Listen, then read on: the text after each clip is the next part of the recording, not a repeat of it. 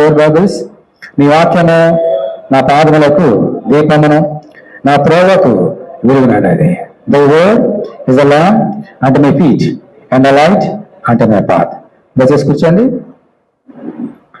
దేవుని అతి పరిశుద్ధ నామానికి మహిమ ఘనత కలుగును గాక. దేవుని వాక్యం చదువుకుని దీని వాక్యం ధ్యానం చేద్దాం. మార్కు సువార్త 9వ అధ్యాయము 14వ వచనము 15వ వచనం చదువుకున్నాం. వారు శిష్యుల వద్దకు వచ్చి వారి చుట్టూ బహుజనులు కూడిండయు శాస్త్రులు వారితో తర్కించడియు చూచిరి. వెంటనే జనసమూహమంతయు ఆయనను చూచి మిగిలి విభ్రాంతునంది ఆయన వద్దకు పరిగెత్తుకొని వచ్చి ఆయనకు వందనము చేసిరి. ఇక్కడ రాబడినటువంటి సంగతిలో శ్రేష్టమైన మాటలతో దేవుడు మనతో మాట్లాడుతున్నాడు.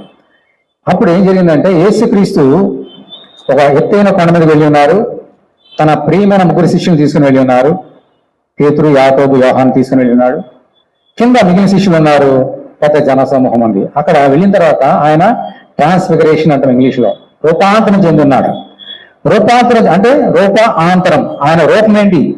ఈ లోకం అందరూ వాళ్ళకు వడ్రంగుమాడు యొక్క మనుషుడు అనుకుంటున్నారు, కానీ ఆయన నిజమైన స్వరూపం ఏంటో ఆ కొండ మీద ఆయన చూపించాడు, ఆ ముగ్గురికి చూపించాడు.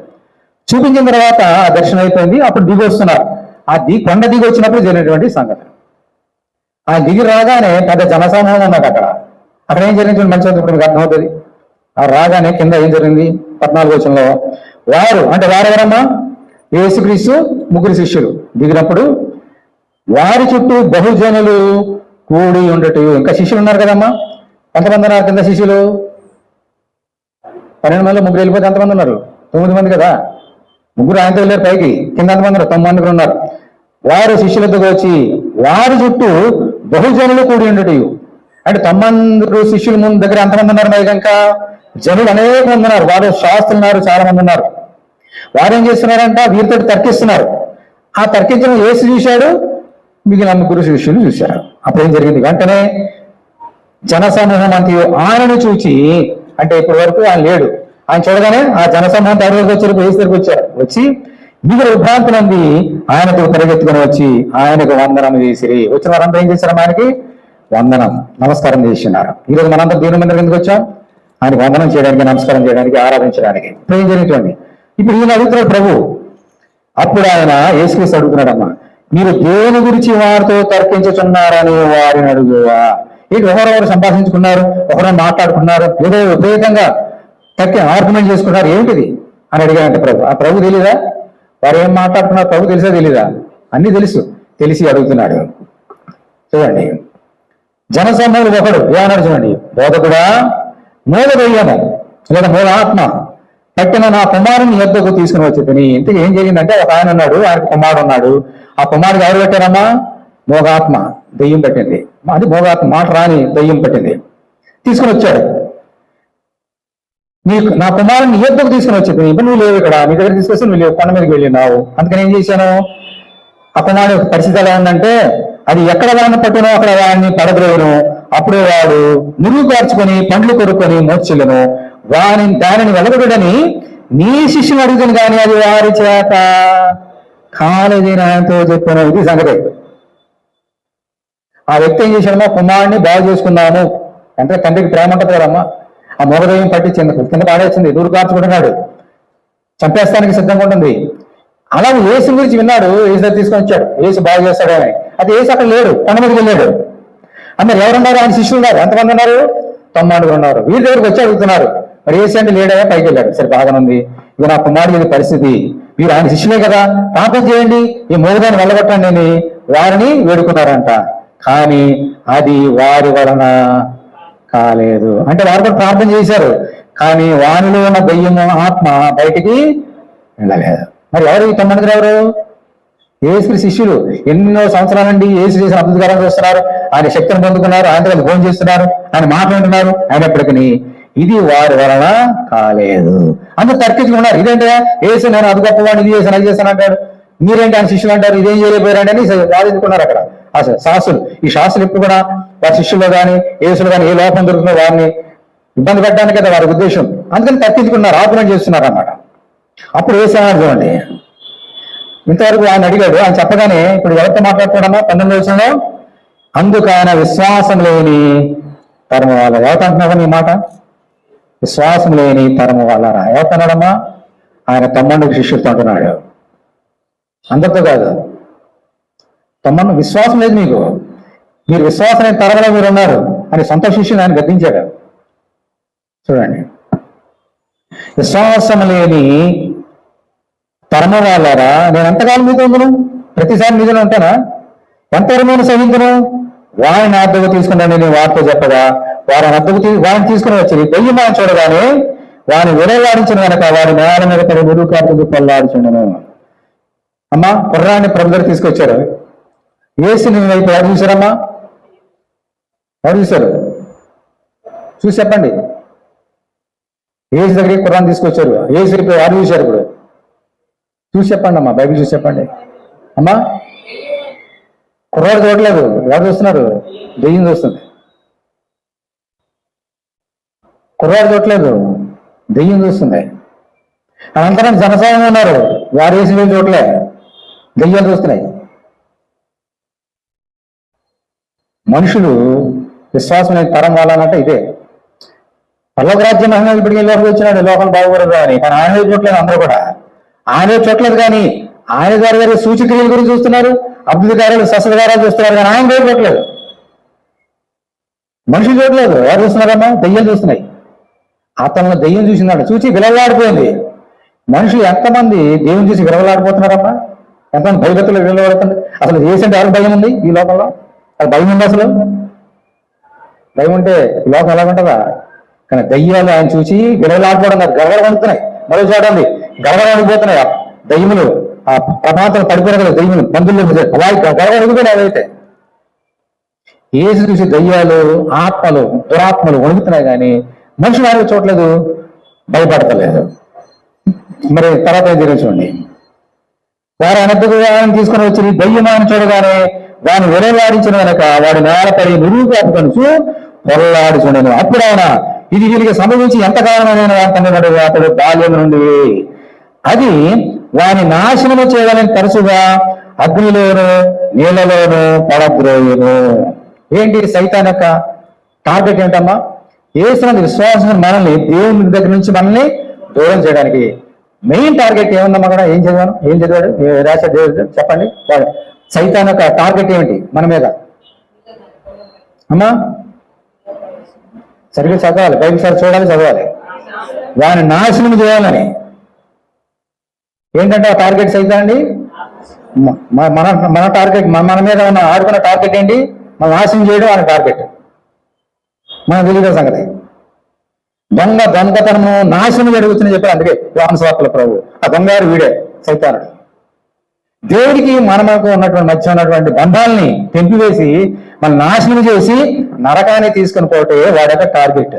అందుకని బిడ్డ చిన్నతనం నుండి అగ్నిలో నీళ్ళలో అగ్నిలో నీళ్ళ పడితే ఏమవుతాడు? చిన్న బిడ్డ అగ్నిలో పడేస్తే ఏమవుతాడు? బిడ్డ కాలిపోతాడు. నీళ్ళ పడేస్తే ఊరా చచ్చిపోతాడు. అంటే ఏంటి? 24 గంటలు పక్కన సహాయం ఉండాలి. పక్కన తండ్రి ఉంటున్నాడు, అతని పక్కన లేకపోతే తండ్రి కానీ ఎవరైనా లేకపోతే సైతం ఏం చేసి ఈ పాటికి చంపేసి ఉంటుంది, నాశనం చేసి ఉండేది బిడ్డవాడిని పిల్లవాడిని. తండ్రి ఉన్నాడు కాబట్టి సరిపోయింది. అదే చెప్తున్నాడు. అగ్నిలో తరచుగా అగ్నిలోను నీళ్ళలోనూ పడదొస్తుంది, నేను కాపాడుతున్నాను ప్రభువా అని వేడుకుంటున్నాడు ప్రభుని. ఇప్పుడు చూడండి, అప్పుడు చెప్పి ఏమన్నాడు చూడండి, మళ్ళీ చెప్తారు 22వ వచనం. అది ఆయన నాశనం చేయాలని తరచుగా అగ్నిలోను నీళ్ళలోనూ పడద్రోవును. ఏమైనాను నీ వలననైతే మా మీద కనికరపడి మాకు సహాయము చేయమనెను. ఏమడుగుతాడమ్మా? నీ వల్ల ఇది పరిస్థితి, నా పరిస్థితి ఇది, నా కుమారుని చంపేయడానికి నాశనం చేయడానికి సైతాన్ని చూస్తున్నాడు. ఒకవేళ నీ వల్ల ఏదైనా అయితే నాకు సహాయం చేయి, అందుకే నా కుమారుని నీ యొద్దకు తీసుకుని వచ్చాను. ఏమన్నాడమ్మా? చూడండి, ఏమైనాను నీ వలనైతే మా మీద కనికరపడి సహాయం చేయి, నీ వల్ల అయితే. సజాత్ ఏమన్నాడమ్మా తండ్రి? ఏమైనాను నీ వలనైతే మా మీద కనబడి సహాయం చేయి. చాలా జాగ్రత్తగా గమనించాలి మాట. ఏమైనాను నీ వలనైతే మా మీద కనుకబడి సహాయం చేయి అని అడిగాడు. అప్పుడు ప్రభువా చూడండి, అందుకు యేసు నమ్ముట నీ వలనైతే ఇది కరెక్ట్. ఆ తండ్రి అన్నాడమ్మా, ఏమైనాను నీ వలన అయితే నాకు సహాయం దయచేయి. అంటే ప్రభు అన్నాడు, నమ్ముట నీ వలన అయితే నేను ఏమైనా వదులుతా. నువ్వు అడుగుతున్నావు కదా నన్ను, నీ ఏమైనా నీకు నాకు సహాయం చేయగలిగితే చేయి ప్రభు అంటున్నావు కదా. మరి నీకైతే నేను అడుగుతున్నా, నీవు కనుక నమ్మితే నేను నీకు సహాయం చేయగలను. మరి చూడండి ఎంత చక్కని మాట చెప్తున్నాడు ప్రభు. అందుకోసం నమ్ముట నీ వలన అయితే, నమ్ముట నీ వలన అయితే నమ్మువానికి సమస్తము సాధ్యమే అని ఆయనతో చెప్పాను. వెంటనే ఆ చిన్నదాని తండ్రి, నమ్ముచున్నాను, నాకు అపనమ్మకం ఉండకుండా సహాయం చేయమని బిగ్గరగా చెప్పాను. చూసారా ఇది ఎంత ఒబీడియంట్ ఉంది చూడండి అతని తండ్రిలో. ప్రభువా మా మీద కనకరబడి నీ చేతనైతే, నీకు ఏదైనా అయితే మాకు సహాయం చేసే ప్రభు అన్నాడు. నేను చేయగలను. నేను చేయాలంటే నీకే ఉండాలి, విశ్వాసం ఉండాలి, నమ్మకం ఉండాలి. నీవు నమ్మినట్లయితే నేను చేస్తా అని వెంటనే ఏమన్నాడమ్మా, ప్రభువా ఒక నాలో అపనమ్మకం ఉందేమో, అవిశ్వాసం ఉందేమో, ఇప్పుడు అన్నావు కదా విశ్వాసం లేని తరమానాన్ని తిట్టావు కదా, గద్దించావు కదా, ఒక నాలో అపనమ్మకం ఉందేమో, అవిశ్వాసం ఉందేమో, ప్రభువా అవిశ్వాసం లేకుండా నా సహాయం తెచ్చే ప్రభాని మళ్ళీ ఆనందం వేడుకుంటున్నాడు. అంటే మా చేతులు ఏం లేదు, విశ్వాసం చూడ మాత్రం కానీ ఏం లేదు. సైతానం దేవునికి ఎదుర్కొనే శక్తి మనకున్నా ఏం లేదు, అన్ని ఆయన వల్లనే. అందుకని ప్రతి విషయంలో ఆయన మీద మనము ఆధారపడాలి అని అడుగుతున్నా. ప్రభా నా అవిశ్వాసంలో తీసివేసి క్షమించని అడుగుతున్నాడు.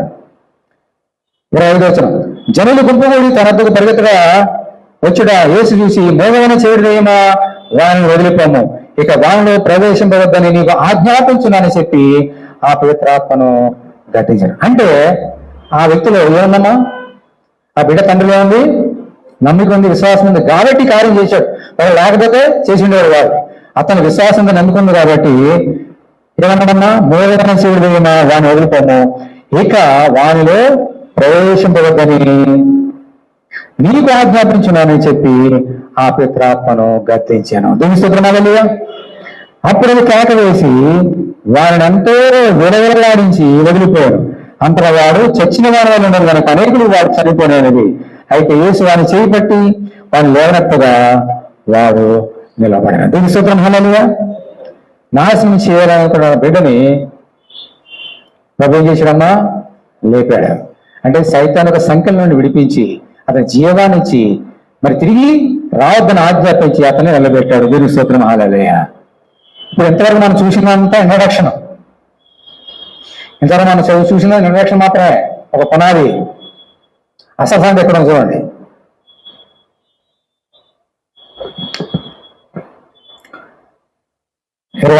అప్పుడు అది కేక వేసి వాళ్ళంతా విలవలాడించి వెళ్ళిపోయారు. అంతలో వాడు చచ్చిన వారి వారు ఉండింది కనుక అనేకులు వాడు చనిపోయినది. ఇప్పుడు 20వ చూడండి. అయితే యేసు వాని చేయి పట్టి వాని జాగ్రత్తగా మోగడారు. ఆయన ఇంటిలోనికి వెళ్ళిన తర్వాత ఆయన శిష్యులు, నేనెందుకు ఆ దయ్యమును వెళ్ళగొట్టలేకపోతున్నాను ఏకాంతమున అడిగిరే. అందుకు ఆయన ప్రార్థన వలనే గాని మరి దేవుడి వలన ఈ విధమైన వదిలిపోవుట అసాధ్యమని వారితో చెప్పిన దేవుని స్తోత్రం. హల్లెలూయా. ఇప్పుడు మనం సబ్జెక్టులోకి వచ్చాం. వీరికి డౌట్ వచ్చింది. ఇప్పుడు తమ్ముడికి అందరూ వెళ్ళిపోయి కార్యం జరిగిపోయింది, అందరూ వెళ్ళిపోయారు, గర్వగా ఇంట్లోకి వచ్చారు.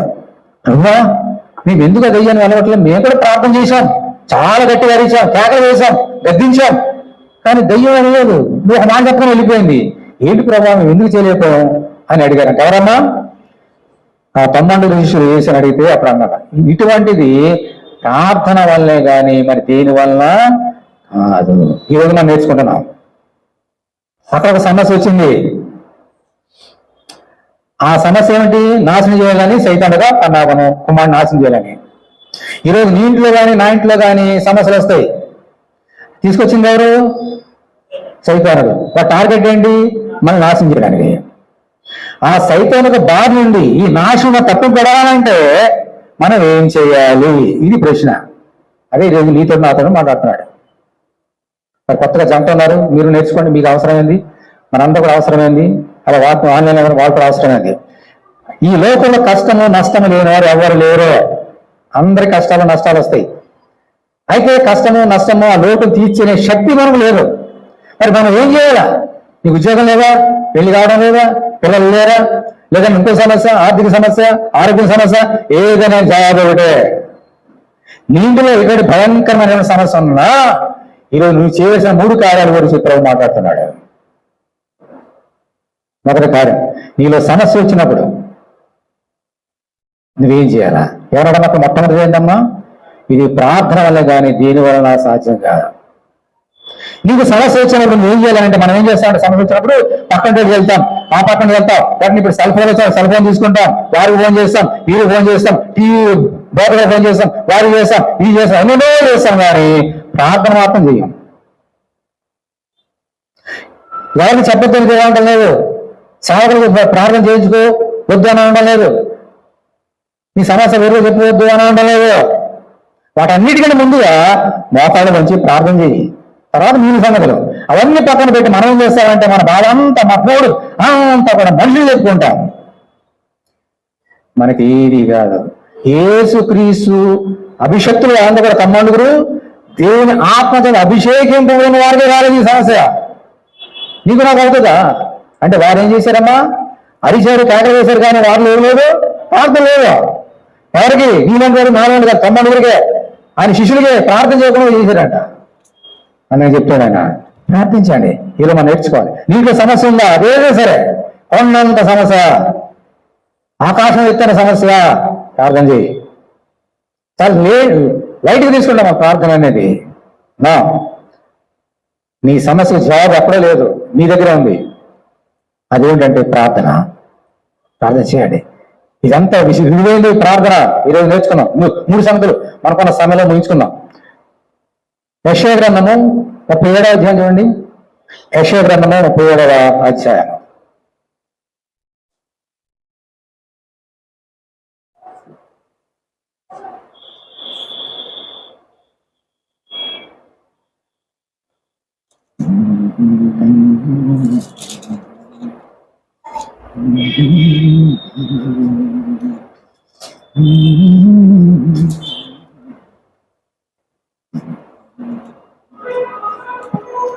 యెషయా గ్రంథము 37వ అధ్యాయం చెప్తున్నాం చూడండి.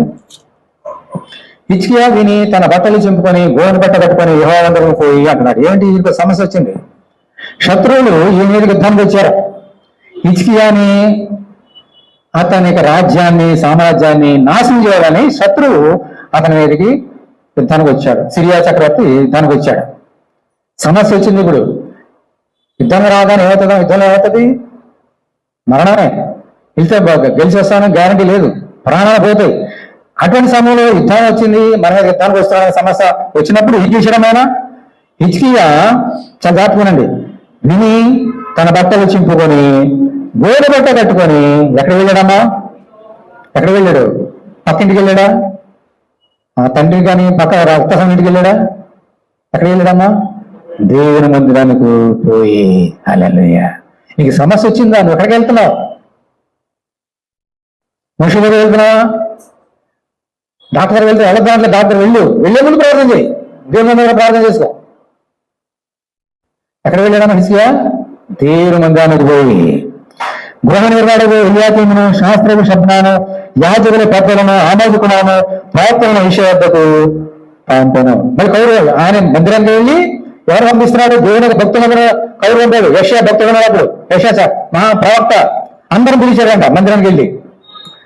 వీరు గోనె బట్ట కట్టుకున్న వారే అతను. ఎవరు గోనె బట్ట కట్టుకున్నారమ్మా చెప్పండి? వీరంటే ఎవరు? ఎవరు వీరంటే? చూసి చెప్పండి అమ్మా, చూసండి. ఆ బైబిల్ చూస్తున్నా లేదు మీరు అసలు? ఎలియాకీము, శాస్త్రులు చెప్పినాను, యాజకుల పెద్దలను ఆమోదుకున్నారు, ప్రార్థించినానా? ఆఖరి అసలు సంగతి యెషయా ఏం చేశాడు? గోనె బట్ట కట్టుకున్నాడు. యెషయా ప్రవక్తలు, సేవకులు గోనె బట్ట కట్టుకున్నారు. ఏమనంటే వచ్చి అతను చెప్పారు. అతనితో అంటే తీసుకెళ్తున్నారు ఈనాడు. ఏమని? హిజ్కియా సెలచిన ఏమనగా, ఈ దినము శ్రమయు, శిక్షయు, దోషం కలగను, పిల్లల పుట్టచ్చులు కానీ కనుక శక్తిగా చాలదు. జీవనముల దేవుని దూషించుటకై అశ్షూరు రాజైన ఎవరన్నా రాజు? అశ్షూరు రాజు, సిరిరాజు అశ్షూరు రాజు తన యజమానుని చేత పంపబడిన రక్షాకే తగిన మాటలు నీ దేవుని యెహోవా ఆలపించి నీ దేవుని యెహోవాకు వినబడి ఉన్న ఆ మాటలను బట్టి ఆయన అశ్షూరు రాజును గద్దించినాడు. కాబట్టి నిలిచిన శేషము కొరకు నీవు హెచ్చుగా ప్రార్థన చేయము. సమస్య వచ్చింది. ఈ సమస్య పోవాలనంటే హెచ్చుగా భక్తులందరూ పిలిచి ప్రార్థన పిలిచి ఏమన్నాడమ్మా? మనందరం ఏం చేద్దాము? హెచ్చుగా, మామూలు ప్రార్థన కాదు, హెచ్చుగా ప్రార్థన చేద్దాం. అమ్మా యెషయా మామూలు భక్తుడేనా? అమ్మా యెషయా మామూలు వ్యక్త, మహాప్రవక్త. అటువంటి ప్రవక్త సమస్య వచ్చినప్పుడు హిజ్కియా చక్రవర్తి వీళ్ళందరూ కూడా ఏం చేస్తున్నారన్న దేవుని సన్నిధానంలో ప్రార్థన చేస్తున్నారంట. మరి మామూలు ప్రార్థన కాదు, యేషువుడు అమలు చేస్తున్నాను చూడండి.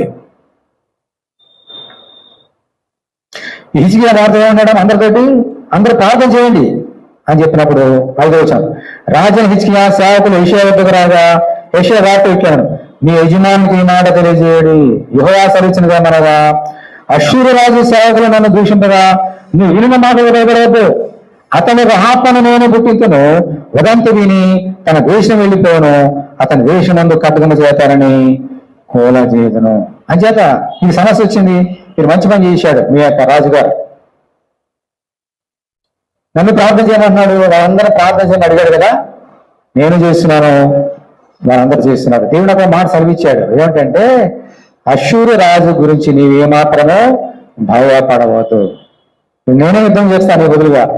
ఎలా వచ్చాడో అలా వెళ్ళిపోతాను, నువ్వేం చేయక్కర్లేదు, నాకు ప్రార్థన చేసేది అంతే చాలు, మిగిలిన నేను చూసుకుంటాను. దేవుని సూత్రం అలా మనం చేస్తున్నదే, మనం ప్రార్థన చేస్తే మిగిలిన సందులు ఎలా చూసుకుంటారమ్మా? ఆయన చూసుకుంటాడు.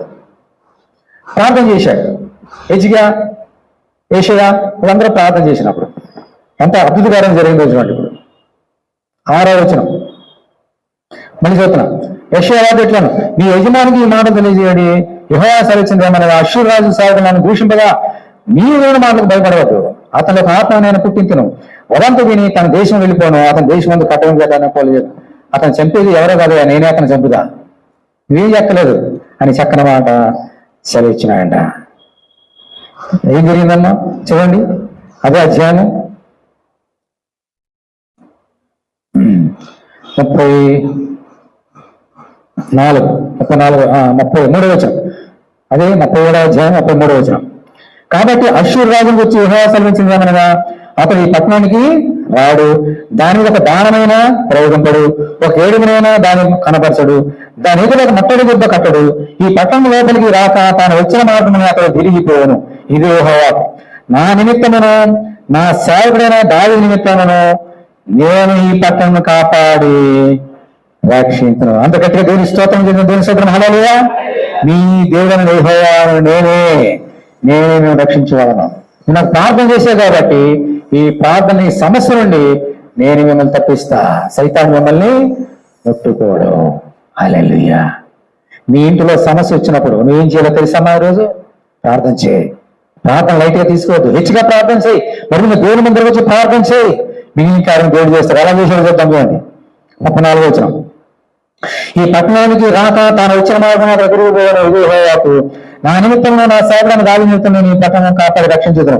అంత యెహోవా దూత బయలుదేరి అష్షూరు వారి దండుపేటలో 185,000 మందిని మొత్తను ఉదయమున జనులు లేవగా వారందరూ గొప్ప కలవరంగా ఉండేది. అష్షూరు రాజైన సన్హరీబు తిరిగిపోయి నీనెవె పట్టణం వచ్చి నివసించిన తరువాత అతను నిస్సేకు అన్న తన దేవత మందిరం నందు మొక్కుచుండగా అతని కుమారులైన అద్రమ్మెదకును మొలుకును షెరెజరును ఖడ్గముతో అతను చంపి అరారాతు దేశంలోకి తప్పించుకుని పోయారు. అప్పుడు అతని కుమారున ఎసర్హద్దోను అతనికి మారుగా. ఇప్పుడు హిజ్కియాని చంపడానికి యుద్ధం చేయడానికి వచ్చిన అష్షూరు రాజుని ఎవరు చంపారమ్మా? సొంత కుమారుని చంపేశారు. ఆ దేవత మొక్కుకున్న దేవత విగ్రహం ఆరాధన చేయడం వెళ్తుంటే ఇద్దరు కుమారులు చంపేశాడు. ఎవరు చేశాడు ఈ కార్యం?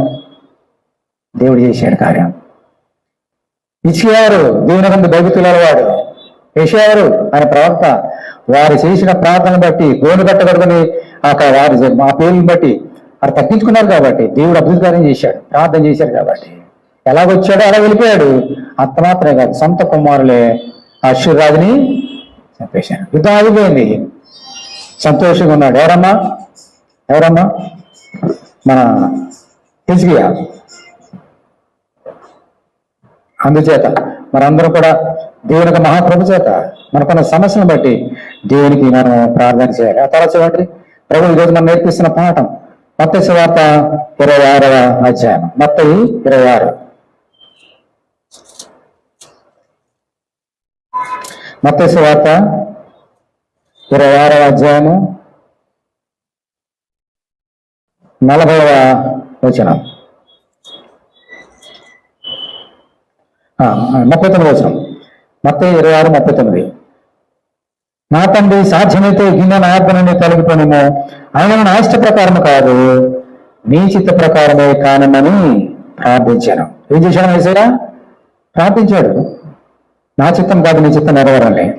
ఆయన మరలా శిష్యుడితో వచ్చి వారిని నిద్రించడం చూసి, ఒక గడియను నాతో కూడా మేలుకొని ఉండలేరా, మీరు శోధనలో ప్రవేశించకున్నట్లు ఏం చేయాలమ్మా? మెలుకుని ఉండి ప్రార్థన చేయబడి ఆత్మశక్తిమే కానీ శరీరము బలహీనమని పేతురు చెప్పాను. ప్రార్థన చేయడానికి శరీరం ఏమాత్రమో ఒప్పుకోదు. శరీరం ఎప్పుడు మనకి విశ్రాంతి కోరుతున్నది. అందుకని అన్నాడు ఆత్మశక్తిమే కానీ శరీరము అని. ప్రార్థన చేద్దామంటే శరీరం ఒప్పుకోదు. అతని పేతురు అక్కడ ప్రార్థన చేయట్లేదు, ఆ శిష్యులు ప్రార్థన చేయట్లేదు. అందుకన్నాడు ఒక గడియను నా నిమిత్తం ప్రార్థన చేయలేరా, మీ గురించి ప్రార్థన చేసుకోండి, నా నిమిత్తం ప్రార్థన చేయండి అని వాడిని అన్నాడు. ఈరోజు ఆ పేతురు అన్న ఆ యేసయ్య ఈరోజు నీతో ఏమన్నాడు చూడండి. లూకా సువార్త 21వ అధ్యాయం. లూకా 21.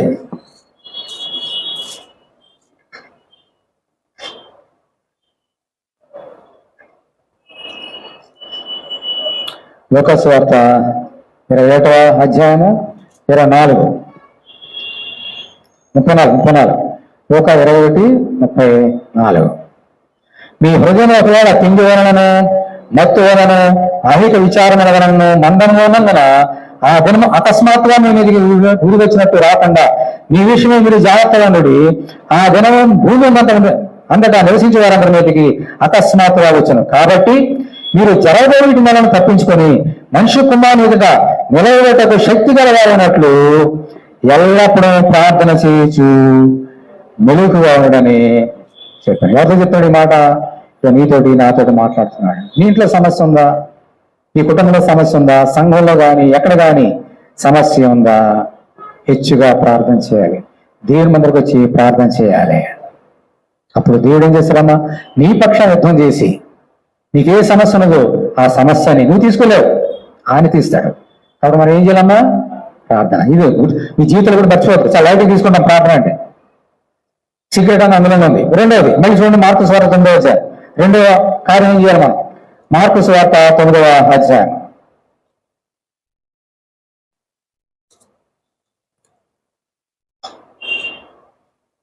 రెండో కార్యం మనం చేయవలసింది ప్రార్థనతో పాటు. మళ్ళీ చూడండి అక్కడ ఏమన్నారు? 29వ వచనం. 9:29. అందుకు ఆయన ప్రార్థనలనే కానీ మరి దీని వలన కూడా అసాధ్యం రాదు చెప్పాను అన్నాడు కదమ్మా. ప్రార్థన వలనని అన్న కదా 2 అంకె వేశారు కదా ఫుట్ నోట్ లో. సరే 2 కింద రాసింది చెప్పండి, చదవండి. కొన్ని ప్రాచీన ప్రతుల్లో ప్రార్థన వలనము ప్లస్ ఏమన్నా తర్వాత ఉపవాసం వలనని అని కూర్చోబడినది. అంటే ఇప్పుడు అది ఇక్కడ పెడదాం. ఇప్పుడు చూడండి, అందుకు ఆయన 29వ చూడండి. ఇప్పుడు అందుకు ఆయన ప్రార్థన వలనను ఉపవాసం వలనే గాని మరి దేవుని వలన ఈ విధమైనవి వదిలిపోవట అసహజం. దేవుని స్తోత్రం. లేవా అంచేత మన ఇంట్లో సమస్య వచ్చినప్పుడు అది ఏ సమస్య అయినా సరే ప్రార్థన ప్లస్ తర్వాత ఉండాలమ్మా ఉపవాసం వలనే గాని. ప్రార్థనతో పాటు ఉండాలమ్మా ఉపవాసం ఉండాలి. ఉపవాసం చాలా తెలివిగా తీసుకుంటాం, కానీ ఆ ఉపవాసం ఎంత శక్తి ఉన్నదో ఎవరికి తెలుసా? మీరు చెప్పండి. ఉపవాస ప్రార్థన ఎంత శక్తి ఉన్నదో ఎవరికి తెలుసు? Question mark. ఆన్సర్ మీరు చెప్పండి. చెప్పండి గౌరవ. మళ్ళీ మీరు అర్థం కదా అడుగుతున్న క్వశ్చన్ వినండి. ఉపవాస ప్రార్థనలో ఎంత శక్తి ఉన్నదో ఎవరికి తెలుసు? ఫస్ట్ గట్టిగా కాదు, తెయ్యని తెలుసు, సైతాన్ని తెలుసు. దేవుడు తెలుసు కాబట్టి ముందు చెప్పాడు మనకి ఉపవాసం అని. ఉపవాసం ఎంత శక్తి ఉన్నదో మొట్టమొదటిగా తెలిసిన వ్యక్తి ఎవరంటే సైతానుడు. వాడు తెలుసు. అందుకని యేసుక్రీస్తు నరకం ఉపవాసంలో పోయేవాడు. వాడు యేసుని శోధించడానికి మిగిలిన సమయం అయ్యాడు. ఆయన ఉపవాసం ఉండి ప్రార్థన చేసినప్పుడు వెళ్ళాడు, వాడు తెలుసు ఉపవాసం అడగమంటాడు, అందులో ఎంత శక్తి ఉందో సైతానికి తెలిసే ఆయన శోధించడానికి ఉపవాసంలో వెళ్ళాడు. ఆయన దగ్గరికి సైతానుడు. మనకు తెలియదు ఉపవాసం ఎంత శక్తి ఉందో మనకు, అందుకని చాలా ఉపవాసం చేయం, ప్రార్థన చేయము, ఇంక ఉపవాసం ఏం చేస్తాం. నీ మేలు గురించి నా మేలు గురించి ప్రభు మాట్లాడతాడు. ఈరోజు నీ జీవితంలో సమస్య సైతాన్ని తీసుకొచ్చాడు, ఇది పోవాలంటే ప్రార్థన చేసి సరిపోదు, ప్రార్థన పడి ఉపవాసం ఉండు. ఇందులో ఎంత శక్తి ఉన్నది, ఆ శక్తిని లోకానికి ఏసు చాటి చెప్పాడు. ఆ శక్తిని అడ్డుకోవాలని యేసుక్రీస్తుని శోధించాడు అక్కడికి వచ్చి అరణ్యంలో. అందుకనే ఉపవాసం అన్నప్పుడు సైతానికి ఇష్టం ఉండదు, ప్రార్థన చేయడం వాడికి ఇష్టం ఉండదు, ఉపవాసం అంటే అసలు ఇష్టం ఉండదు వాడికి. కానీ ఈరోజు నీతో మాట్లాడుతున్నాడు. నీ సమస్య వచ్చిందా, ఈ సమస్య నీకు జవాబు కావాలా, నాకు ప్రార్థన చేయి, ప్రార్థనతో పాటు ఉపవాసం ఉండు. ఉపవాసం కనుక నీ యొక్క జీవితంలో ఉంటే అద్భుత కార్యాలు అలా చూస్తావే. పరిశుద్ధ లేఖనాలు కొన్ని సంగతులు నేను చెప్తాడు వినండి. ఉపవాసం మామూలు మాట కాదు, దెయ్యాలు గడగడ నుంచి వెళ్ళిపోయినాయి. అంటే యేసుక్రీస్తు ఎన్నిసార్లు ఉపవాసం ఉన్నాడు తెలుసా మీకు? ఆ 40 జనాలు అనుకుంటున్నాం, చాలాసార్లు ఉపవాసం ఉన్నాడు. అందుకనే సైతాన్ని పొమ్మనగానే ఉపవాస ప్రార్థన వలన పోయింది దెయ్యం. నీలో ఉపవాసం ప్రార్థన ఉంటే నీకు అటువంటి శక్తి వస్తుంది. మొదటి సమయాల గ్రంథము 7వ అధ్యాయం, మొదటి సమయాల గ్రంథము 7వ అధ్యాయం.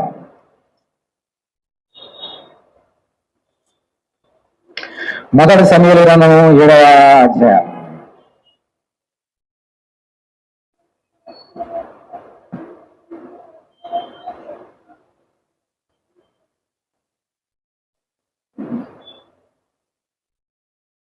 చదువుతున్నాను చూడండి.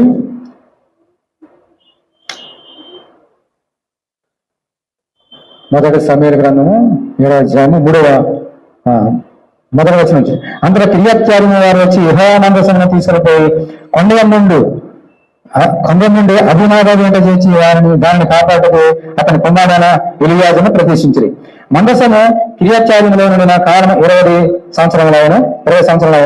ఇజ్రాయేలు అందరూ యెహోవాను అనుసరింప దుఃఖించుండగా సమూయేలు ఇజ్రాయేలు అందరూ ఇట్లను, మీ పూర్ణ హృదయముతో యెహోవాకు మీరు మళ్ళుకొని అన్ని దేవతలను అష్టారోగ్య దేవతలను మధ్యలో తీసివేసి పట్టుదల కలిగి యెహోవా తట్టు మీ హృదయం త్రిప్పి ఆయనను సేవించడి. అప్పుడు ఆయన ఫిలిష్తీయుల చేతిలో మిమ్మల్ని విడిపించును. అంతటా ఇజ్రాయేలు బయలు దేవతలను అష్టారోగ్య దేవతలను తీసివేసి యెహోవాను మాత్రమే సేవించిరి. అమ్మా ఇప్పుడు చూడండి అసలు సంగతి. 5వ వచనం.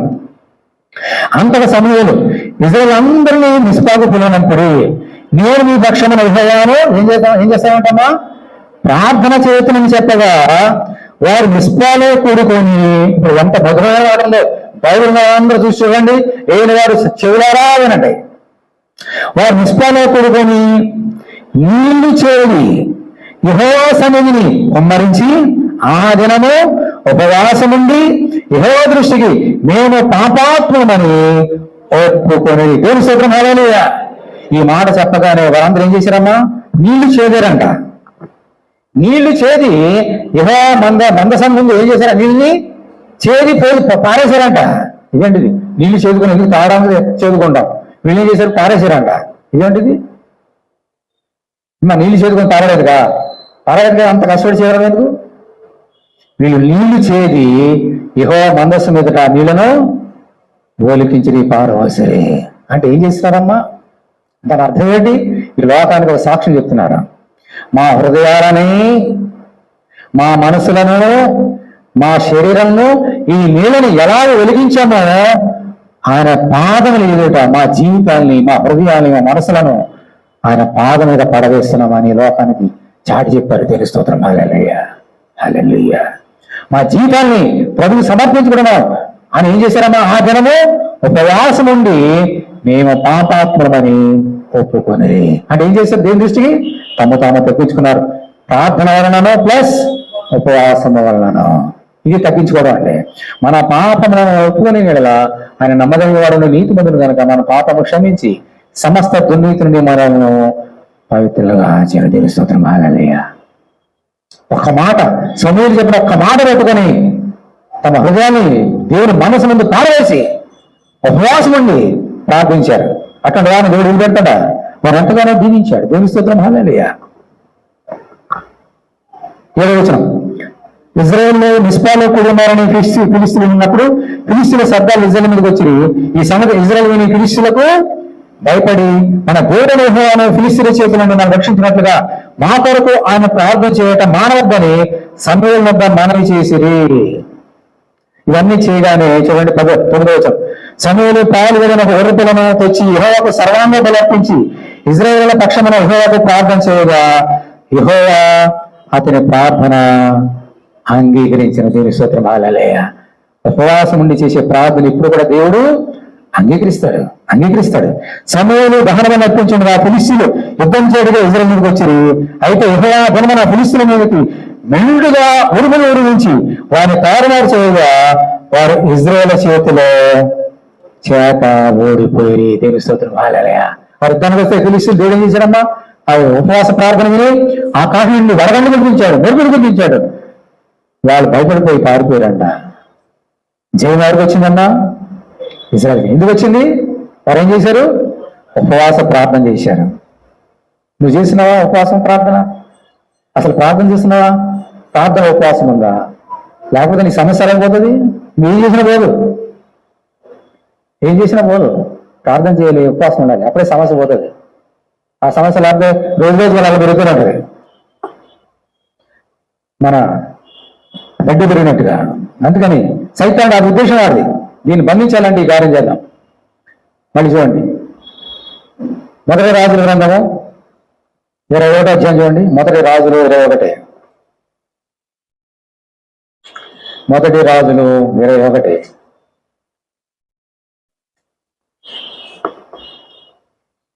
మొదటి రాజుల గ్రంథము 21వ అధ్యాయం.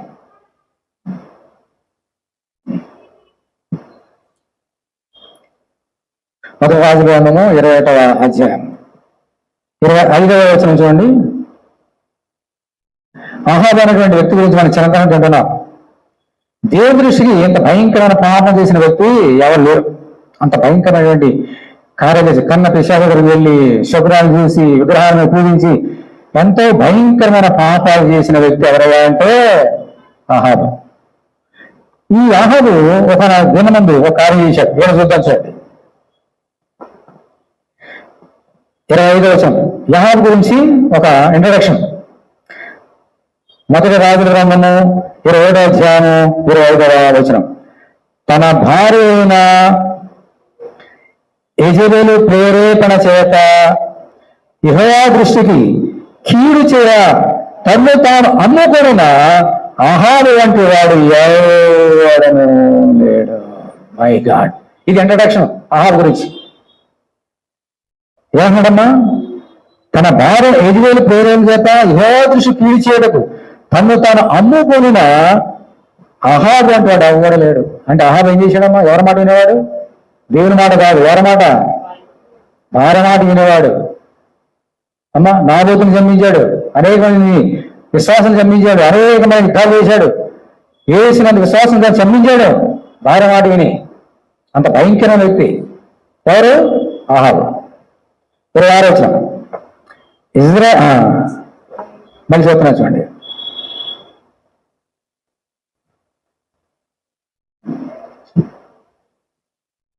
అక్కడ 26వ వచనం మళ్ళీ చెప్తున్నా చూడండి. ఇజ్రాయేల్ ఎదుట నిలబడకుండా యెహోవాకు పడిన అమోరీల ఆచార రీతిగా విగ్రహం పెట్టుకొని అతడు బహుహోముగా ప్రవర్తించాను. అహాబు ఆ మాటలు విని ఎప్పుడైతే దేవుడు ఒక కార్యం చేసి ఇంత భయంకరమైన కార్యం చేసినా కదా నిన్ను శిక్షించబోతున్నాను దేవుడు చెప్పాడు. ఏంటో శిక్ష? మళ్ళీ చూడండి. మొదటి రాజులు 21వ అధ్యాయము 22వ వచనం. ఇజ్రాయేల్ వారు పాపం జరుగు నువ్వు కారకుడు నా పాపం పిడిచింది కనుక నబాతు కుమారున యెరొబెము కుటుంబమునకును అహియా కుమారున బయష కుటుంబమునకు నేను చేసినట్లు నీ కుటుంబము చేతులని యెహోవా సెలవిచ్చినాడు. మరి యెజెబెలు గురించి యెహోవా సెలవిచ్చినదేమనగా ఇజ్రాయేలు ప్రాకారమంత పొక్కలు యెజెబెలును తినివేయను, పట్టణమందు చచ్చు అహాబు సంబంధికులను పొక్కలు తినివేయను, బయట భూమిలో చచ్చు వారిని ఆకాశ పక్షులు తినివేయనని చెప్పాను. అహాబు, నిన్ను నీ భార్యని నీ సంతానాన్ని నాశనం చేయబోతున్నా, నీ భార్యని పక్కలు తినివేస్తాయి అని అతను చేసిన తప్పుకి దేవుడు ఏం చేశాడమ్మా? శిక్ష విధించడానికి సిద్ధంగా ఉన్నాడు. విధించలేదు, ఇంకా సిద్ధంగా ఉన్నాడు. అప్పుడు ఏం జరిగింది? ఇవన్నీ ప్రవక్త చెప్పాడు. ఎవరికి? అహాబుకి. అప్పుడు చూడండి 27వ వచనం చూడండి. ఎంత భయంకరమైన పాపి అని చెప్పాను ఆహాబు. అటువంటి పాపి ఇప్పుడు ఏం చేసిన చూడండి 27వ వచనం. ఆహాబు ఆ మాటలు విని తన వస్త్రములు చింపుకొని గోని బట్ట కట్టుకొని తర్వాత ఏం చేశాడమ్మా? గట్టిగా చెప్పండి, గట్టిగా. ఉపవాసముండి గోని బట్ట మీద పరుండి వ్యాకులపరుచుండగా యెహోవాకు తిష్పిడిని వేలకు ప్రత్యక్షం వేలాలు సహించను. అహాబునకు భయపడి వినయముగా ప్రవర్తించడం చూసిదురా, నాకు భయపడి అతను వినయముగా ప్రవర్తించిన చేత ఆ అపాయము అతని కారణంలో సమయింపకుండా ఆపి అతని కుమారుని కాలమందు అతని కుటుంబం మీదకి నేను దాన్ని రప్పించదను. మై గాడ్, ఎంత భయంకరమైన ఆహారం వంటి భయంకర వ్యక్తి రాజుల్లో ఇజ్రాయేల్ రాజులు ఎవరు లేరు. దేవుని దృష్టి బాగా కోపం తెప్పించిన వ్యక్తి, కన్న పిశాచాన్ని శకునాల్ని తీసుకొని పోషించిన వ్యక్తి, విగ్రహం పెట్టిన వ్యక్తి. అయితే దేవుడు ఎప్పుడైతే నేను శిక్షించబోతానని చెప్పగానే ఏం చేశాడమ్మా? ఎంత భయంకరమైన రాజు. దేవుని సన్నిధానంలో గోను బట్ట, రాజు వస్త్రాలు తీసివేశాడు, గోను బట్ట కట్టుకున్నాడు. అన్నిటికంటే ప్రాముఖ్యంగా ఉపవాసం ఉన్నాడు. అసలు రాజుగారు ఉపవాసం ఉండి ఎప్పుడైనా చూశారు మీరు? రాజుగారు టేబుల్ ఏమంటారు తెలుసా? అటువంటివి ఆ రాజు ఉపవాసం ఉండి గోను బట్ట కట్టుకొని ప్రార్థన చేయగానే అతను అంత భయంకరమైన పాపాలు చేసినందుకు దేవుడు ఏం చేయాలమ్మా? చీపాడు. మీ మాట ఏమన్నా మోషే అంటాడు ప్రవర్తన చిన్న మాట కాని మాట కలిగినందుకు నీవు దేవునికి రాజ్యంలోకి, నా రాజ్యంలోకి ఆ యొక్క పాలుకొని వెళ్ళొద్దు అని చెప్పాడు మోషే ప్రవక్త. ప్రభువా క్షమించని చెప్పగానే క్షమించలేదు. నువ్వు ఈ మాట మన దగ్గర పలకవద్దు, చాలు ఇంకా నువ్వు మాట మాట్లాడదు, ఇంకా నువ్వు వెళ్ళ వీలుగా ఉన్నాడు అంతే. కానీ ఇక్కడ ఉపవాసం నుండి ప్రార్థన చేసి ప్రభు క్షమించమనగానే భయపడగానే అతను ఈ దేవుడు మనసు మార్చుకొని అతను ఉపవాసం ఉండడం చూసి అతను క్షమించాడు. నేను నీకు ఏవతున్న శిక్ష నీ కారణం తర్వాత వస్తుంది అని చెప్పేసి ఈ పోస్ట్ పోన్ ద పనిష్మెంట్. ఈ శక్తి ఎందులో ఉందమ్మా? ఉపవాసం ఉంది. ఈ శక్తి ఎందులో ఉందమ్మా? ప్రార్థనలో ఉంది. అందుకనే నీ జీవితంలో సమస్య వచ్చిందా? ప్రార్థన చేయి, ఉపవాసం ఉండు, నీ ప్రాణాలు రక్షణ పడతాయి, నీతో పాటు నీ ఇంటి వారు రక్షణ పడతారు. అమ్మా ఆఖరిగా చూడండి, అక్కడ ఏముంది? అక్కడమ్మా మొట్టమొదటిగా మొట్టమొదటిగా సమూయేలు ప్రార్థన చేయగానే యుద్ధదండ అంతా పారిపోయింది. ఆ ప్రార్థన చేయగానే శాపం పోయింది. ఇంకొక మాట చెప్తాను ఉపవాసం గురించి. ఎస్తేరు గ్రంథం తీయండి. ఎస్తేరు గ్రంథము 4వ అధ్యాయం తీయండి ఒకసారి. ఎస్తేరు గ్రంథము 4వ అధ్యాయం.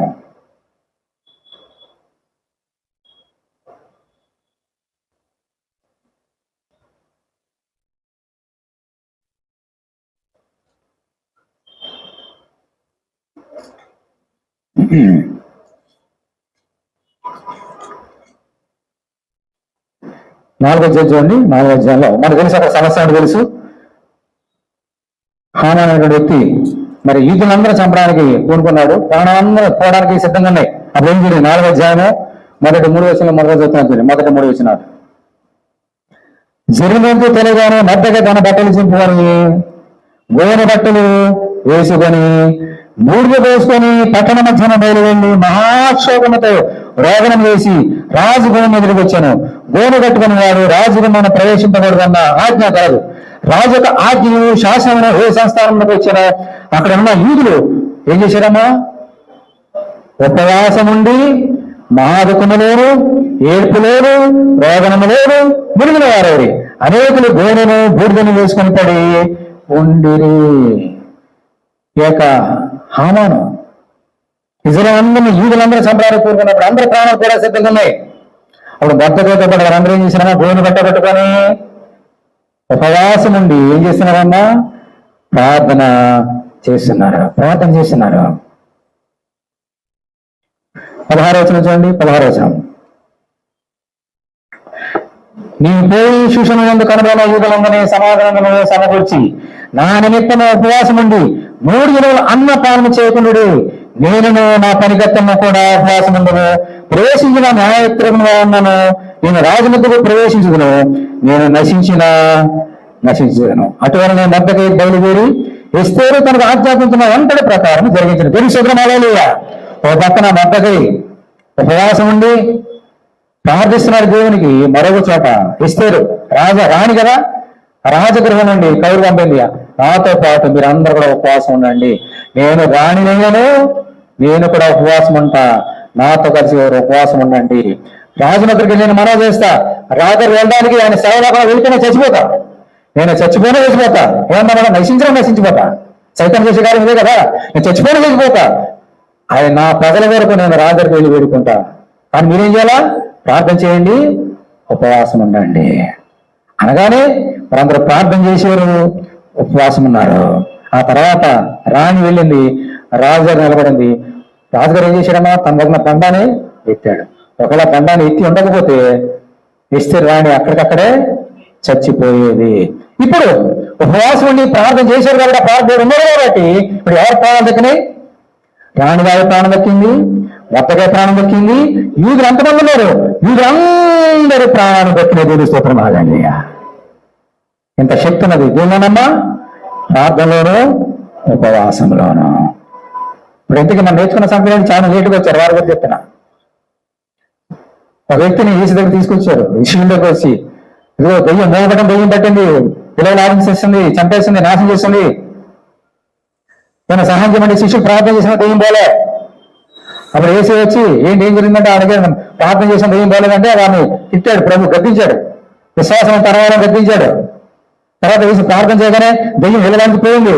అప్పుడు శిష్యులు వచ్చి వేసి అడుగుతున్నారు, ప్రభు నేను ఎందుకు దాన్ని వెళ్ళబడని చెప్తాను, ప్రభు మా మాకు శాతం దేశంలో ఇది ప్రార్థన వల్లనే కానీ దీనివల్ల సాధ్యం కాదు. అంటే మీ ఇంట్లో ఉన్న సమస్య మన ఇంట్లో ఉన్న సమస్య పోవాలంటే మనం ఏం చేయాలా? ప్రార్థన మామూలుగా కాదు, రిచ్గా ప్రార్థన చేయాలి. ఎక్కడ ప్రార్థన చేయాలి? మొట్టమొదటిగా దేవుని మందిరం వచ్చి ప్రార్థన చేయాలి, ఇతర నుంచి ప్రార్థన చేయాలి. ఇది తర్వాత ఏమడం అక్కడ ప్రార్థన వలనము ప్లస్ ఉపవాసం వలనే కానీ ఇటువంటి సాక్ష్యం కావాలి ప్రభు. అంటే ప్రార్థన మనం ఏం యాడ్ చేయాలా? ఉపవాసం యాడ్ చేయాలా? ప్రార్థన ఎంత శక్తి ఉన్నదో మనం నేర్చుకున్నాం హిజ్కియా జీవితంలో నుంచి. ఉపవాసం ఎంత శక్తి ఉన్నదో ఇక్కడ మనం నేర్చుకున్నాం. ఇలా చేస్తున్నా కానీ నీ జీవితంలో ఆశ్చర్యకార్యం జరగవు. Don't expect without your doing. ఏం చేయకుండా అద్భుతాలు జరుగుతున్నా ఎక్స్పెక్ట్ చేయొద్దు. It will not happen. We need to do our job, then he will do his job. దేవుడి కార్యం చేయాలంటే నువ్వు నీ కార్యం చేయాలా? నా కార్యం నేను చేయకుండా నీ కార్యం చేయాలి, అది వేరు. ఇప్పుడు ఏం నేర్చుకున్నామా? రెండు సంగతులు నేర్చుకున్నాం. ఏంటవి? మొట్టమొదటి ఏంటి? నీ జీవితంలో సమస్య పోవాలంటే గట్టిగా చెప్పండి. తర్వాత ఏం చేయాలా? ఉపవాసం ఉండాలి. ఇప్పుడు గుండె మీద చేసుకొని చెప్పండి, ఎంతసేపు ప్రార్థన చేస్తున్నా మీరు? మందిరంలో కానీ ఇంటిలో కానీ ఎంతసేపు మీరు ప్రార్థన చేస్తారని మోకాళ్ళ వంచి గుండె మీద చేసుకొని చెప్పండి. మీ ఇంట్లో సమస్యలు ఎందుకు పోవట్లేదు అంటే అందులో పోవట్లేదు. ఎంతమంది ఉపవాసం ఉంటున్నారు? తీసుకుని ఉపవాసం ప్రార్థన ఎంత ఉపవాసం చేస్తున్నారు, ఎంత ప్రార్థన చేసిన ఉపవాసం గుండె చేసుకుని చెప్పండి. నిన్ను ప్రేమించి నన్ను ప్రేమించి మాట్లాడతాను ఈ మాట ఈరోజు. నువ్వు బాగుండాలని, నేను జీవించాలని, నువ్వు పైకి ఎత్తైన కొన ఎక్కించాలని మాట్లాడతాడు ఈరోజు. సైతానికి బాధ నుండి నాశనం చేయకుండా నువ్వు రక్షణ దేవుడు మాట్లాడుతుంది. ఎంతమంది ఎంతసేపు ప్రార్థన చేస్తున్నావు? ఒక గడియను నా గురించి ప్రార్థన చేయాలన్నాడు అంటే కనీసం ఎంతసేపు ప్రార్థన చేయాలి? మనం రోజుకి గంటన్న ప్రార్థన చేయాలి. అంత ఓపుకున్న వారికి కనీసం వారం ఒక వారం ఉపవాసం ఉండాలి. ఎంతమంది చేస్తున్నాం ఆ వారానికి ఒక వారం ఉపవాసం? పరీక్ష చేసుకోండి. ఆఖరిది మళ్ళీ రండి. మార్కు సువార్త 9వ అధ్యాయం. మార్కు సువార్త 9వ అధ్యాయం.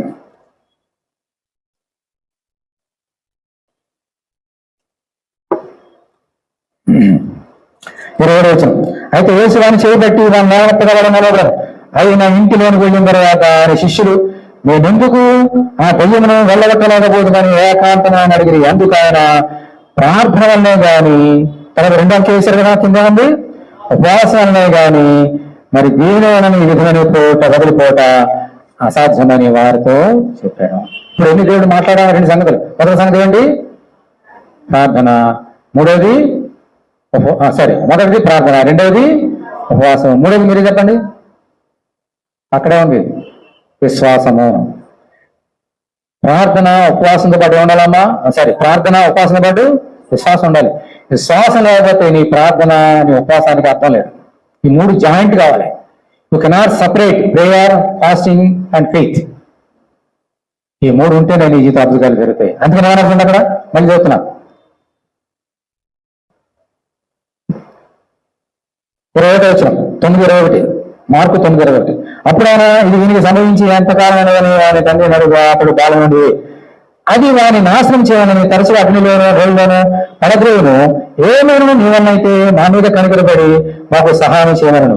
అందుకు యేసు నమ్ముట నీ వల్ల అయితే నమ్మువానికి సమస్తము సాధ్యమే అని దేవుడు అక్కడ అభివృద్ధీకరణ చేశాడంటే ఈ యొక్క బాలుని యొక్క తండ్రి ఏమన్నా గట్టి చెప్పండి. విశ్వాసం ఉంది, కరెక్ట్, విశ్వాసం ఉంది. అయితే ఇక్కడ మర్మంగా ఒక మాట, నీళ్ళు విశ్వాసం ఉంటే కార్యం అవుతుందయా అని చెప్పాడు. ఆయన విశ్వాసం కూడా కార్యం చేశాడు.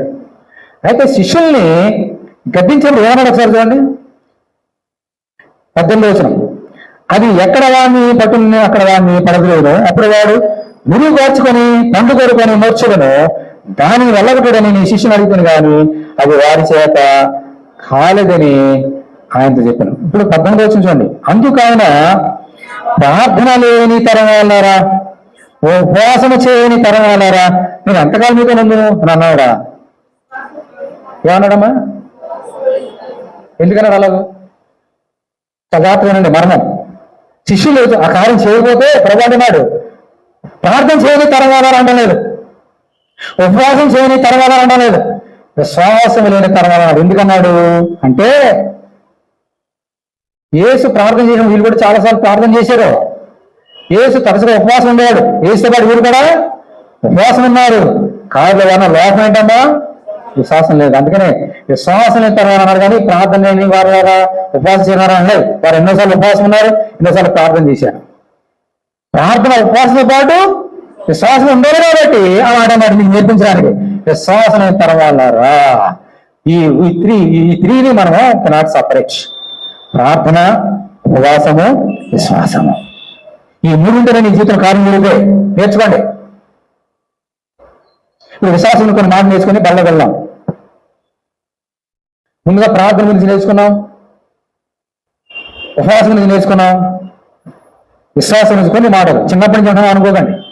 మత్తయి సువార్త 17వ అధ్యాయం చేయండి. మత్తయి సువార్త 17వ అధ్యాయం.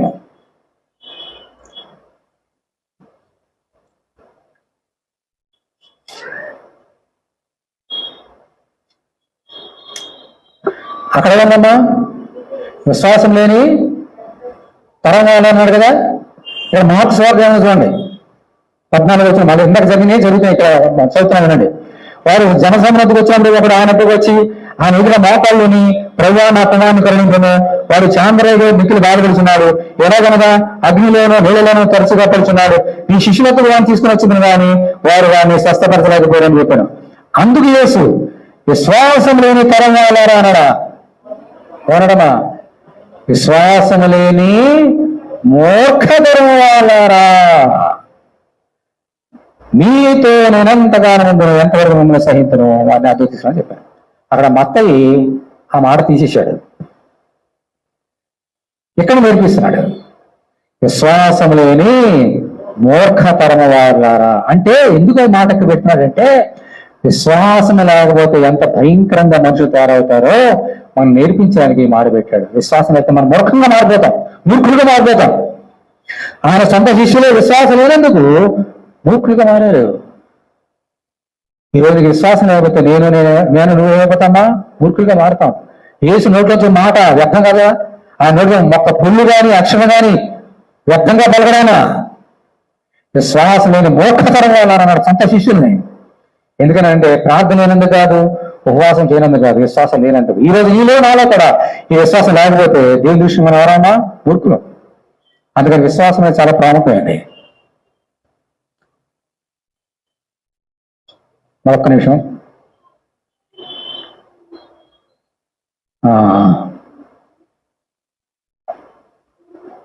మొదటి సమూయేలు గ్రంథం చూడండి. మొదటి సమూయేలు గ్రంథము 17వ అధ్యాయం. మొదటి సమూయేలు 17. చిన్నతనం నుండి విశ్వాసం సండే స్కూల్ నుంచి మనం అంటాం ఒక మాట, ఇద్దరు గురించి అంటాం. ఎవరో తెలిసిన వాళ్ళు మొదటి సమూయేలు 17 కానీ అర్థమైపోవాలి. అక్కడ ఎవరంటారు? దావీదు, గొలియాతు. చూడండి మొదటి సమూయేలు 17. చిన్నతనం అంటున్నాం కదా అనుకోకండి, దేవుడు ఒక మాట మాట్లాడుతున్నాడు ఇక్కడ ఈరోజు మీతోటి. విశ్వాసం అంటే మూర్ఖతరంగా మారకుండా ఏం చేద్దాం. తర్వాత బళ్ళకి వెళ్దాం. మొదటి సమయంలో 17.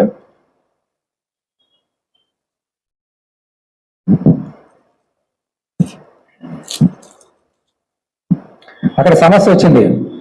ఏడో సమస్య, ఇజ్రాయెల్ మొట్టమొదటి చక్రవర్తి ఎవరమ్మా? సౌలు. ఫిలిష్తీయులు యుద్ధానికి వచ్చారు. ఎప్పటిలాగే యుద్ధం రాగానే మనకేమొస్తుందమ్మా? భయం, ప్రాణ భయం. అక్కడ ఫిలిష్తీయుల్లో ఒక ఆయన ఉన్నాడు. ఎవరు? ఆయన పేరేంటి? గొలియాతు. అతని కంటే ఎత్తైన వ్యక్తిని కావాలి, అంతకన్నా బలమైన వ్యక్తి కావాలి. అది చూడగానే మనుషులకు ప్రాణాలు గజగజ అణిగిపోతాయి. అనేక దినాల నుంచి భయపెడుతున్నాడు. సౌలు కూడా చాలా భయంకరమైన, అంతే ఎత్తైన వ్యక్తి. ఇజ్రాయెల్ అందరికన్నా అంత పొడవు ఎవరు లేడు. అటువంటి వ్యక్తి గొలియాతును చూసి గజగజ అణిగిపోయినాడు. గొలియాతు ఎంత ఉన్నాడమ్మా? మనుషుడు భయపడంత ఎత్తున్నాడు. మన ఇంట్లో మనం ఇప్పుడు దేనికి ఎవరు భయపడతాం? కట్టి చెప్పండి. ఏంటమ్మా? హైట్ చూసి భయపడతాం. అదే చాలా ఎత్తున్నాడు. మనం కూడా భయపడతాం మన ఇంట్లో. దేనికో తెలుసా? అంత ఎత్తున్న సమస్యను చూసి. ఇంత సమస్య వచ్చినా నీకు చూడగానే సమస్య చూడగానే ఎలా కనబడుతుందంటే గొలియాతు అంత ఎత్తు కనబడుతుంది. ఏ చిన్న సమస్యనా సమస్యను చూస్తే గొలియాతు కంటే ఎత్తు కనబడుతుంది సమస్య నీకు. నేను ఒక మాట ఎవరు గుర్తుపెట్టారంతగా, నీవు కనుక ఎవరు చూస్తే, సమస్యను చూస్తే చిన్న సమస్య కూడా అంత ఎత్తు కనబడుతుంది. కానీ దేవుని చూస్తే అంత సమస్య కూడా ఎంతగా కనబడుతుంది. నీకు దేవుని స్తోత్రం. హల్లెలూయా. పక్కన గొలియాతున్నాడు. ఈ పక్కనే ఎంత ఎత్తో చెప్పాడు. బైబిల్ సాగలేదని చదవడానికి. పక్కనే ఎత్తున్నాడు. ఎవరమ్మా? దావీదు. ఎంత ఉన్నాడు తెలుసా? అప్పుడు చిన్నడు, బాలుడు, యవనస్తుడు, యవనబిడ్డ. అతను చూసి అంత భయపడిపోయారు. అంటే సమస్య చాలా పెద్దది. గొలియాతంతా విశ్వాసానికి ఇంత ఉంటే చాలు. ఎంత ఆనంద విశ్వాసం ఉంటే చాలు. చిన్న బాలుడు. ఓకే, ఇప్పుడు అన్నాడు, అరుస్తున్నాడు, రండి ఇదండి, రండి రండి. అందరూ భయపడిపోయారు. అప్పుడు దావీదు అన్నాడు, రాజుగారిని వెళ్తానండి అని ఎదుర్కొంటాను అన్నాడు. అప్పుడు ఏమన్నాడు తెలుసమ్మా? వెళ్ళొద్దయ్యా అన్నారు, చిన్న పిల్లోడు, వాడేమో యుద్ధశాలి, నువ్వు వెళ్తావా అన్నాడు. చిన్నప్పుడు వింటున్నాం కదా. అయితే విశ్వాసం ఉంటే ఆ పెద్ద సమస్య ముందు నీ నోట్లో చెడ్డ మాట్లాడుతూ దేవుడు చెప్తాను కదండి.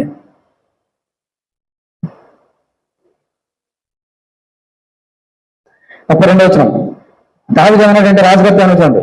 ఈ ఫిలిష్తీయుని బట్టి ఎవరి మనసున కొంగ నిమిత్తం లేదు, మీ దాసుని వాంతో పోటాడుకుని దావీదుతో చెప్తానగా, సౌలు ఈ ఫిలిష్తీయుని ఎదుర్కొన్న వాంతో పోటాడుకుని నీకు బలము చాలా. ఎందుకని? నీవు బాలుడు, వాడు బాల్యము నుండి యుద్ధాభ్యాసం చేసిన వాడని దావీదుతో అన్నాను. అందుకు దావీదు సౌలుకిచ్చాను, నీ దాసుడైన నేను నా తండ్రి యొక్క గొర్రెలను కాయచుండా సింహమును ఎలుగుబంటి వచ్చి మందలో నుండి ఒక గొర్రె పిల్లను ఎత్తుకొని పోచుండగా నేను దాన్ని తరిమి చంపి దాని నోట నుండి ఆ గొర్రెను విడిపించింది.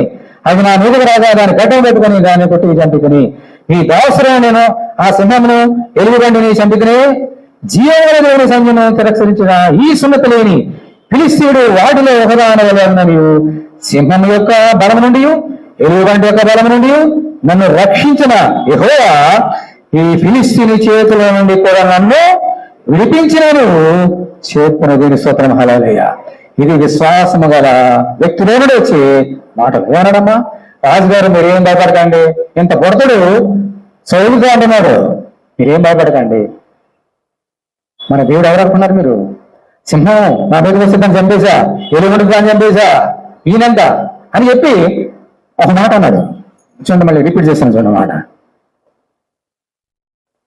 36 నీ దాసుడు నేను ఆ సింహమును ఎలుగుని చంపుకుని, ఇప్పుడు చూడండి, జీవము గల దేవుని సైన్యములను తిరస్కరించిన ఈ సున్నతులేని ఫిలిష్తీయుడు వాటిలో ఒకదాని అవడం. ఎవరిని తిరస్కరిస్తున్నాడు? మీద జీవముల దేవుని, నిన్ను కాదు నన్ను కాదు, జీవముల దేవుని మీదకి వచ్చాడు. ఈయన దేవుని బిడ్డగా మన మీదకి వచ్చాడండి. ఎవరి మీదకి వచ్చాడు? ఆయన నీ మీదకి, నా మీద కాదు. జీవముల దేవుని ముందు ఇక్కడంతమ్మా, అక్కడంతా దేవుని ముందు సింహంతా ఎలుగుబండి అంత ఈ వచ్చి అంత మీరేం దిగులు పడదని చెప్పగానే వాడేమో పెద్ద బళ్ళము పెద్ద తీసుకుని వచ్చాడు. ఈ దగ్గర గులకరాలే కదా, తిరిగి కొట్టగానే ఏం చేయడం మనకు తెలుసు. కానీ అక్కడ మాట ఒకసారి చదివి వినిపిస్తాను చూడండి. విశ్వాసానికి ఎంత శక్తి ఉన్నదో మీరు ఇందులో నా మర్మాన్ని గమనించాలి. 43 43. ఫిలిష్తీయుడు కర్ర తీసుకొని, నువ్వు నా మీదకి వచ్చినావే, నేను కుక్కనా అని దావీదుతో చెప్పి తన దేవతల పేరట దావీదుని శపించాను. నా దగ్గరికి రమ్ము, నీ మాంసమును ఆకాశ పక్షులను భూమి మృగములకును ఇచ్చి వేపునని ఆ ఫిలిష్తీయుడు దావీదుతో అనగా, దావీదు నీవు కత్తియు, చూడండి 45 విశ్వాసం గల మాటలు, నీవు కత్తియు ఈటయు బల్లమును ధరించుకొని నా మీదకి వచ్చున్నావు. అయితే నీవు తిరస్కరించిన ఇజ్రాయేల్ సైన్యముల అధిపతులకు యెహోవా పేరట నేను నీ మీదకి వచ్చినాను. విరుస్తూ హల్లెలూయా, గట్టిగా హల్లెలూయా, గట్టిగా చెప్పండి, గట్టిగా చెప్పండి హల్లెలూయా. ఇది నువ్వు ఎదుర్కోవాల్సినటువంటి మాట, చెప్పవలసిన మాట, ఎదుర్కోవాల్సిన విధానముడి. నీ సొంత శక్తి చేత సైతాన్ని ఎదుర్కోలేవు. నేను ఎలాగొస్తున్నా శక్తి చేత రావడం లేదు, నా భావజాల మీద రావడం లేదు. జీవం వల్ల దేవుని యొక్క పేరట ఆయన నామలో నీ మీదకి వచ్చేస్తున్నాను అన్నాడు. ఈ దినమున యెహోవా నిన్ను నా చేతికి అప్పగించును, నేను నిన్ను చంపి నీ తెగబోతును. ఇజ్రాయేలులో దేవుడున్నాడని లోక నివాసులందరూ తెలుసుకున్నట్లు నేను ఈ దినమున ఫిలిష్తీయులకు కళేబరమును ఆకాశ పక్షులకును భూమి వరకు ఇత్తును. అప్పుడు యెహోవా కత్తి చేతను ఈటి చేతను రక్షించేవాడు కాడని ఈ దండు వారందరూ తెలుసుకుందరు. యుద్ధము ఎవరమ్మా? యెహోవాదే. దేవుని స్తోత్రం, హల్లెలూయా. యుద్ధం యెహోవాదే. ఆయన నిన్ను మా చేతికి అప్పగించానని చెప్పాను. ఆ ఫిలిష్తీయుడు లేచి దావీదును కలిగితే అతనికి ఎదురుపోగా దావీదు వాడిని ఎదుర్కొనుటకు సైనికులతో త్వరగా పరిగెత్తుకుపోయి తన సంచిలో చేయి వేసి అందులో నుండి రాయి ఒకటి తీసి వడిసెలో వేసరి ఆ ఫిలిష్తీయుని నుదుట పెట్టాను. ఆ రాయి వాని నుదురు వచ్చినందున వాడు నేలను బోర్ల పడెను. దావీదు ఫిలిష్తీయుని కంటే బలాఢ్యుడే, ఖడ్గము లేక వడిసెలతోను రాతితోను ఆ ఫిలిష్తీయుని కొట్టి చంపాను. వాడు బోర్ల పడగా దావీదు పరిగెత్తిపోయి ఫిలిష్తీయుని మీద నిలబడుచుండి వాని కత్తి వరదూసి దానితో వాని చంపి వాని తలను తగవేశాను. ఫిలిష్తీయుడు తన సూర్యుడు చచ్చుడు చూచి ఏం చేశారమ్మా? పారిపడి. ఇప్పుడు ఒక మాట చెప్పి ముగిస్తా చూడండి. మన ఇంట్లో సమస్యలు, నీ సంఘంలో, నీ కుటుంబంలో, నీ వ్యక్తిగత జీవితంలో సమస్యలు గులేదాలు కనబడతాయి. ఇప్పుడు విశ్వాసముల వ్యక్తి ఈయన ఇంతే అన్నాడు బాలుడు, వాడేమో ఎంతో అధిపతి, సైన్యాధిపతి. దావీదు మీదకి గొల్యాతు ఎదుర్కోవడానికి వస్తున్నాడంట. దావీదు ఏం చేశాడమ్మా? ఏం చదివాక గుర్తుందా? దావీదు ఏం చేశాడు? వాడు దావీదుని ఎదుర్కోవడానికి వస్తే దావీదు ఏం చేశాడు? వాడిని ఎదుర్కోవడానికి అతను ముందు వెళ్ళాడు. మనం ఏం చేస్తాం? సమయం చూసి గులాబ్ చచ్చిపోగానే ఈ ఫిలిష్తీయులు ఏం చేశారు? పారిపోయి. అక్కడ మనం ఏం చేస్తాం? మనం పారిపోతాం. వాళ్ళని చూసి, సమస్యను చూసి, అందుకని ఓడిపోతున్నాం. నీ సమస్యలను చూసి పారిపోవద్దు. ఎదురుగా నీ సమస్యలు నువ్వు పారిపోవా? ఆనందంలో డిలీటెడ్. నీ ఎనిమిదికి నువ్వు విజయాన్ని ఇస్తున్నావు నీ చేతులారా. నీ ఇంట్లో సమస్యకి ఎదుర్కో. అలాగే నీ సొంత శక్తి చేత కాదు, ప్రార్థన చేయి, ఉపవాసం ఉండు, విశ్వాసం ఉంచు, జయమని వెళ్ళు, ఎదుర్కో. నీ ముందే బోర్లపడతాడు నీ సమస్య నీ ముందు బోర్లపడుతుంది. వాడే పారిపోతాడు సైతానుడు నీ దగ్గర నుంచి. యేసుని 40 దినాలు శోధించాడు, ఆఖరి ఎవరు పారిపోయారు? యేసుని వెళ్ళి వాడు పోయాడు బయటికి. ఉపవాసం ఉన్నప్పుడు, ప్రార్థన చేసినప్పుడు. నీ ఇంటిలో నీ సమస్య పోవాలంటే ప్రార్థన చేయి, ఉపవాసం ఉండు. వాటితో పాటు విశ్వాసం లేకుండా దేవునికి ఇష్టం ఉండట అసాధ్యం. It is impossible to please the God without faith. Every day you need faith and works without faith is dead. క్రియలేని విశ్వాసం మృతం. నీవు దేవుని విశ్వాసం ఉంచాలని దెయ్యాలు జరుగుతాయి, కానీ వాళ్ళ క్రియలు లేవు. నీలో క్రియలు ఉండాలి. ఏంటో క్రియలు? ప్రార్థన, ఉపవాసం. దాంతోపాటు విశ్వాసం ఉంటే నీ జీవితంలో మిరకల్స్ ఎలా జరుగుతుంది. ఒకవేళ సమస్యలు వస్తాయి, రాదని చెప్పట్లేదు. వచ్చినప్పుడు apply these 3 things. Okay, see the miracles. If you are failing, this is the reason. You are failing in this. నీ జీవితంలో నాకు దేవుని సమస్యలు ఉంటాయి. వేరే సమస్యను దేవుడు నడిపిస్తాడు. Because I know my God. హల్లెలూయా. అందరు లేచినవ్వండి.